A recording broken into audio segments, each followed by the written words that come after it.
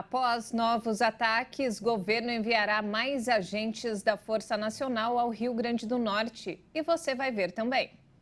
Em depoimento à CPI dos atos extremistas, coronel da PM se isenta de responsabilidade. Declaração do imposto de renda bate recorde no primeiro dia com mais de 1 milhão de entregas. Governo francês decide adotar reforma da aposentadoria sem aprovação dos deputados e manifestantes protestam. Acidente com panela de pressão acende o alerta sobre os cuidados com o utensílio doméstico. Agora no Jornal das 18h30. Olá, boa noite. São 18 horas e 33 minutos pelo horário de Brasília. E você acompanha agora as principais notícias do Brasil e do mundo desta quinta-feira. E mesmo após a chegada da Força Nacional, o Rio Grande do Norte segue sob ataques e registrou o terceiro dia de violência. A Prefeitura de Natal e de cidades da região metropolitana suspenderam o transporte público depois de mais uma madrugada violenta. Muitas escolas não abriram e serviços de saúde e coleta de lixo também foram interrompidos. O Ministério da Justiça autorizou a intervenção nos presídios do estado. Com a portaria, o emprego da Força-Tarefa de Intervenção Penitenciária no estado do Rio Grande do Norte deve atuar pelo período de 30 dias. A operação vai coordenar os serviços de guarda, de vigilância e de custódia de presos. A medida vai contar com o apoio logístico e a supervisão dos órgãos de administração penitenciária e da segurança pública do estado. E apesar de todo o esforço para garantir a proteção, o Rio Grande do Norte teve a terceira noite e madrugada de violência, com ataques na capital, Natal, e em pelo menos outras 5 cidades. Logo cedo, um ônibus foi atacado por criminosos no bairro Guarapés, na zona oeste de Natal. Os bandidos abordaram motorista e passageiros da linha 599, determinaram que eles saíssem do veículo e, na sequência, atearam fogo no veículo.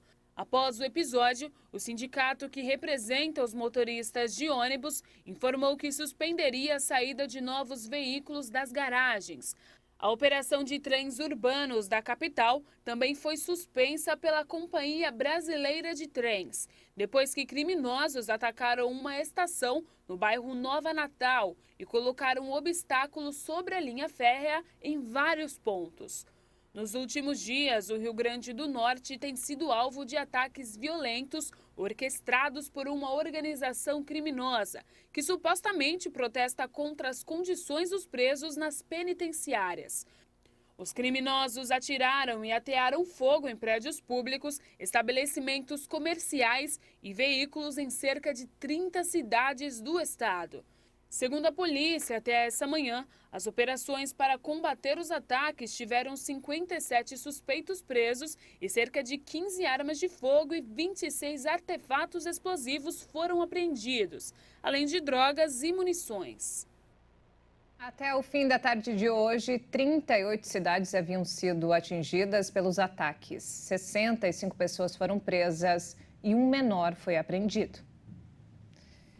E em depoimento à CPI dos atos extremistas, o coronel Jorge Eduardo Naime defendeu a atuação da Polícia Militar e devolveu para a Secretaria de Segurança Pública a responsabilidade. Segundo o coronel, a Polícia Militar não foi informada do risco da manifestação se tornar violenta. Aos deputados distritais, o coronel Jorge Eduardo Naime, que foi preso em fevereiro por suspeita de omissão antes e durante as invasões às sedes dos 3 poderes, disse que não participou do planejamento nem da execução da segurança naquele dia, porque estava de licença desde 3 de janeiro. O coronel destacou que antes de se afastar, nada indicava que os atos ocorreriam. Naime informou que quando a sede dos 3 poderes foram invadidas, o governador Ibanez Rocha pediu que ele fosse até a esplanada e ele fez isso. O coronel alegou que as informações davam conta de que o movimento perdia força e que acreditavam que, com a posse de Lula, o acampamento iria naturalmente acabar. O coronel alegou ainda que o Exército impediu algumas tentativas de conter o ato e que em um episódio foi inclusive retirado do setor militar. O próximo depoimento previsto na CPI é do ex-secretário de Segurança Pública do Distrito Federal, Anderson Torres. Mas ele já avisou que não deverá participar. Torres está preso no 4º Batalhão da Polícia Militar, no Guará, desde 14 de janeiro. E o ministro Alexandre de Moraes finalizou a análise de todos os pedidos de liberdade feitos pelas defesas das pessoas presas por envolvimento nos atos extremistas de 8 de janeiro. Nesta quinta-feira, o ministro concedeu liberdade para outros 129 denunciados. No total, foram negadas liberdades provisórias a 294 pessoas. As pessoas soltas terão que cumprir medidas cautelares, como recolhimento domiciliar e uso de tornozeleira eletrônica. O governo federal decidiu centralizar a distribuição de recursos aos parlamentares da Câmara e do Senado para a organização de sua base aliada no Congresso Nacional. Para tentar garantir os votos de que precisa e fazer avançar sua agenda, o governo baixou portaria que estabelece um novo modelo para o pagamento de emendas parlamentares. O documento delegou ao ministro da Secretaria de Relações Institucionais, Alexandre Padilha, o poder de centralizar a negociação das verbas controladas diretamente pelo Executivo com o Congresso. Segundo o órgão do governo, a estratégia do Palácio do Planalto com relação às emendas consiste em destravar a liberação dos recursos conforme as principais votações tramitem, em conformidade com o padrão da lei orçamentária. A Receita Federal registrou um recorde no primeiro dia de entrega da declaração no imposto de renda. O fisco recebeu mais de 1 milhão de declarações, número 10 vezes maior que o de 2022. Neste ano, o prazo de entrega da declaração mudou e vai até o dia 31 de maio.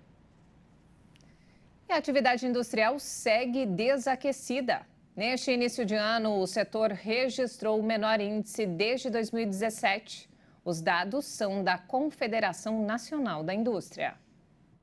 A pesquisa mostra que os índices de produção e emprego caíram de 47,9 pontos para 45,2 pontos e de 49,2 pontos para 48,5 pontos de janeiro para fevereiro. Os indicadores variam de 0 a 100 e quanto mais distante da linha de corte em direção ao zero, maior e mais disseminado é o recuo. Apesar de ser comum para o período, neste ano, a queda da produção e do emprego foi mais intensa do que nos anos anteriores.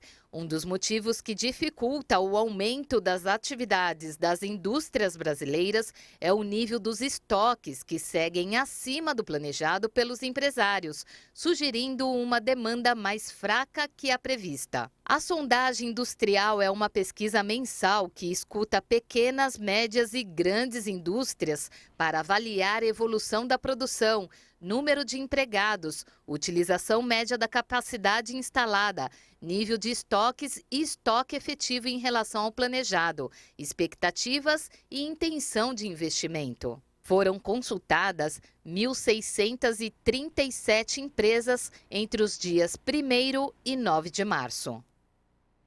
Os bancos suspenderam temporariamente a concessão de crédito consignado para aposentados e pensionistas do INSS. A medida ocorre após o Conselho Nacional de Previdência Social ter aprovado a redução de 2,14% para 1,70% ao mês do teto de juros para essas operações de crédito. O teto para as operações com cartão consignado também foi reduzido de 3,06% para 2,62%. Cerca de 14 milhões e 500 mil aposentados do INSS têm empréstimo consignado com valor médio de R$ 1.576,19. E vamos agora ao mercado financeiro. O dólar fechou a sessão desta quinta-feira em queda, enquanto o mercado monitora a possibilidade de uma crise no setor bancário na Europa. Os dados do mercado de trabalho norte-americano e a nova alta de juros na zona do euro também foram monitorados. A moeda norte-americana registrou queda de 1,02%, cotada a R$ 5,23 na venda. E depois de sofrerem um tombo histórico na quarta-feira, as ações do Credit Suisse recuperaram grande parte das perdas e encerraram o pregão desta quinta-feira com uma valorização de 19%. O BCE, no entanto, se mostrou prudente e não mencionou, como anteriormente, a necessidade de seguir aumentando as taxas de maneira significativa. O Banco Central Europeu está imerso em uma política de aumento de taxas sem precedentes. Mas desde a semana passada, surgiram dúvidas sobre a postura devido à quebra do banco americano Silicon Valley Bank e as preocupações pela situação do Credit Suisse. Os mercados não descartavam a possibilidade de uma alta de 0,25 ponto percentual, menor do que a inicialmente prevista e anunciada no mês passado pelo próprio banco. Agora, as taxas de juros do banco emissor da zona do euro estão entre 3% e 3,75%, o maior nível desde outubro de 2008. Os preços da zona do euro caíram em fevereiro pelo quarto mês consecutivo, até 8,5% no ano. No entanto, a chamada inflação subjacente, que exclui a energia e os alimentos, subiu de novo até 5,6%, um recorde. E veja a seguir, o governo francês decide adotar reforma da aposentadoria sem aprovação dos deputados. E ainda, acidente com panela de pressão acende o alerta sobre os cuidados com o utensílio.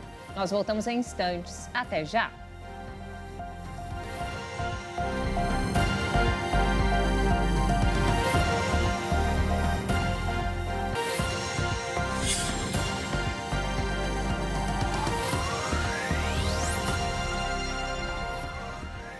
E nós estamos de volta, 18 horas e 46 minutos pelo horário de Brasília. E vamos agora direto ao Rio de Janeiro com informações desta quinta-feira com o nosso repórter Anderson Nascimento. Boa noite, Anderson.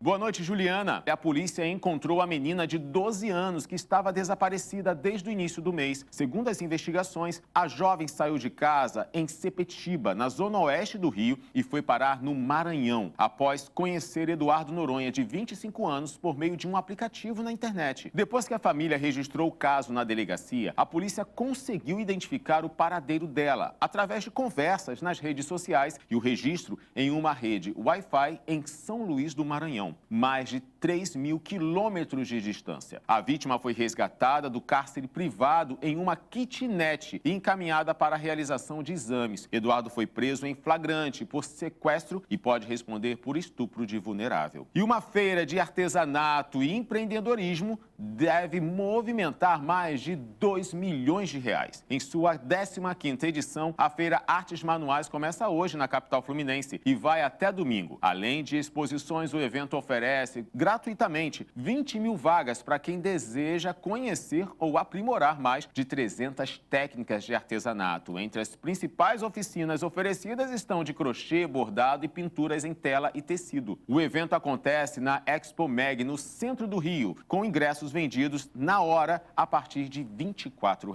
Bom, eu fico por aqui. Amanhã eu volto com mais notícias do Rio. Até lá. Anderson, muito obrigada. Uma ótima noite para você. Até amanhã. E a Anvisa publicou hoje a autorização para o início do ensaio clínico fase 3 da vacina para a gripe influenza tetravalente desenvolvida pelo Instituto Butantan. O estudo pretende avaliar a imunogenicidade e a segurança da vacina em mães em período de amamentação e crianças de 6 a 35 meses. Segundo a Anvisa, a diferença entre o ensaio clínico aprovado hoje e o anterior de fevereiro é a idade dos participantes. Enquanto no primeiro, os participantes teriam que ter 3 anos ou mais de idade, no ensaio clínico aprovado agora eram incluídos participantes entre 6 e 35 meses, além da dose da vacina ajustada para a idade.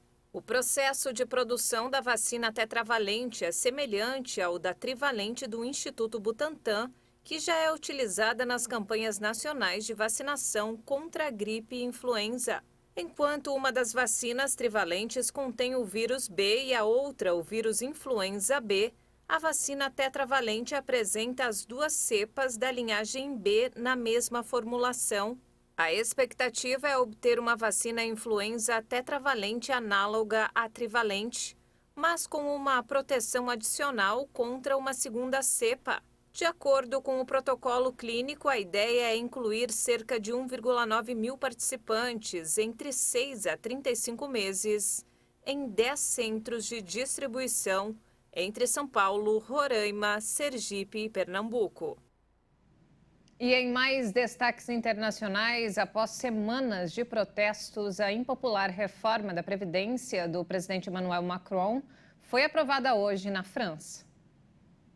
O anúncio foi feito pela premier francesa Elisabeth Borne no parlamento após uma sequência de reuniões de crise entre executivo e legislativo em busca da maioria. Durante o discurso, sob protestos dos deputados da esquerda, a primeira-ministra disse estar disposta a assumir a responsabilidade ao recorrer ao recurso. O projeto será implementado sem o aval dos deputados e em meio a semanas de protestos no país, que chegaram a levar mais de 1 milhão de pessoas às ruas. O ponto mais sensível da reforma é o que eleva progressivamente a idade mínima para a aposentadoria de 62 para 64 anos a partir de 2030. O texto também antecipa para 2027 a exigência de contribuição por 43 anos e não 42 como atualmente, para que o trabalhador tenha direito à pensão integral. 2 em cada 3 franceses são contrários à reforma, segundo pesquisas. O Departamento de Defesa dos Estados Unidos, o Pentágono, divulgou um vídeo que mostra o momento em que um jato russo avança sob o drone americano que sobrevoava o Mar Negro. Um vídeo divulgado pela Força Aérea dos Estados Unidos nesta quinta-feira mostra o momento em que 2 caças russos Su-27 interceptam um drone americano de modelo MQ-9 que sobrevoava o Mar Negro na última terça. Aeronaves russas passam 2 vezes por cima do dispositivo e pulverizam combustível, o que obriga Washington a derrubar o drone em águas internacionais. O incidente teria ocorrido no espaço aéreo em frente à cidade ucraniana de Odessa. De acordo com o general americano James Hacker, o equipamento realizava operações de rotina no espaço aéreo internacional e foi alvo de uma interceptação imprudente e pouco profissional. O governo russo, por sua vez, reconhece que enviou os caças para interceptar o drone, mas nega ser o responsável pela queda. Moscou também disse que vai reagir proporcionalmente às futuras provocações americanas. E de volta ao Brasil, olha só, a explosão de uma panela de pressão que levou à morte de uma cozinheira em um restaurante no interior de São Paulo na semana passada acende um alerta sobre os cuidados que devemos ter com esse utensílio. Uma tarefa aparentemente simples, mas que pode oferecer muitos riscos. O manejo da panela de pressão. Pela operação incorreta ou falta de cuidados, o utensílio pode explodir e causar destruição e morte. No último dia 9 de março, uma cozinheira de 36 anos, que estava em seu primeiro dia de trabalho, foi vítima desse tipo de acidente em uma churrascaria de Mogi Guaçu, no interior de São Paulo. Câmeras de segurança gravaram o momento da explosão. O caso foi registrado como morte acidental na delegacia seccional da cidade. Para evitar riscos, os cuidados com a panela de pressão começam na compra, como alerta a diretora de fiscalização do Instituto de Pesos e Medidas do Estado de São Paulo. Primeiro cuidado é comprar num comércio formal. Primeira preocupação, e com nota fiscal. A preocupação mais importante é se o produto tem o selo de certificação do Inmetro.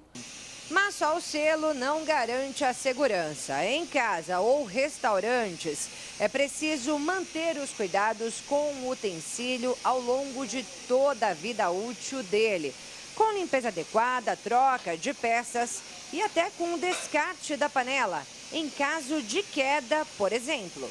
Neste restaurante em São Paulo, o proprietário troca as panelas de pressão a cada 6 meses, mesmo sem danos aparentes. E olha que ele toma todos os cuidados necessários para a conservação das peças. A gente nunca deixar a válvula entupida.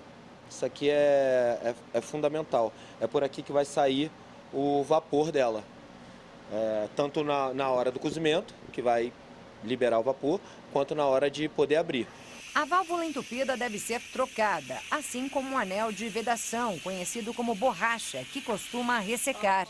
E no momento da utilização, o chefe recomenda observar o tamanho da boca do fogão onde a peça será colocada, que não pode ser muito grande, porque o fogo precisa ficar bem no centro. E ele traz talvez a dica mais importante entre tantas: respeitar o processo da panela de pressão. Então, com a válvula desentupida, ela vai liberar a pressão naturalmente. Vai liberar o vapor, que vai liberar a pressão interna naturalmente. E você só pode abrir depois que tiver 100% sem pressão, a válvula que é o termômetro disso. Não pode abrir, tentar abrir em hipótese alguma a panela se tiver pressão dentro. Isso é muito perigoso para uma explosão. E também não pode colocar ela embaixo de água, que é uma coisa clássica que as pessoas fazem, que é muito errado. Quem cuida direitinho da panela, que acelera processos e prepara verdadeiras delícias, tem nela uma grande aliada em casa ou no restaurante.